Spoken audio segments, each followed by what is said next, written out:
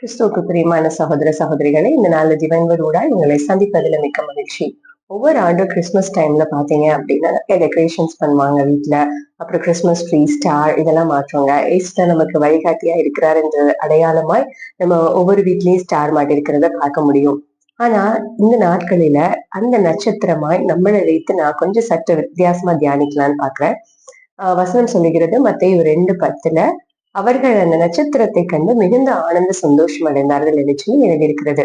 பல்லாயிரக்கணக்கான நட்சத்திரங்கள், லட்சக்கணக்கான நட்சத்திரங்கள் இருந்துச்சு.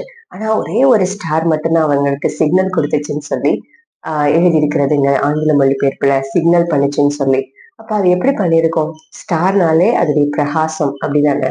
அப்ப அது மத்த ஸ்டார்ஸை காட்டிலும் இது வந்து நல்லா ஒரு பிரைட்டான ஒரு ஒளியை கொடுத்திருக்கோம். அப்படித்தானே அவங்க வானசாஸ்திரிகள் பார்த்திருப்பாங்க இது என்ன அப்படின்னு சொல்லிட்டு.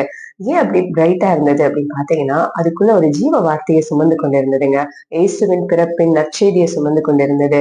அதுக்குள்ள ஒரு சத்திய வார்த்தை, சத்தியமாகிய அவரவே சுமந்து கொண்டிருந்ததுனாலதான் அந்த பிரகாசம் அந்த ஒரு சிக்னல் கொடுத்துச்சுங்க.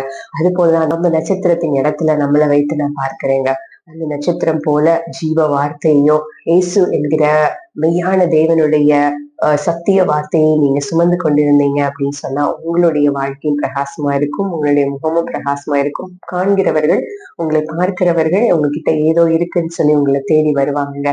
தேவனுடைய வார்த்தையை நீங்க சுமந்திருந்தீங்க அப்படின்னு சொன்னா நீங்க மற்றவர்களுக்கு சிக்னல் கொடுப்பீங்க, இயேசுதான் மெய்யான தேவன் என்று சொல்லி உங்களுக்குள்ள சொல்லக்கூடிய ஒரு ஜீவ வார்த்தையானது இருக்குங்க.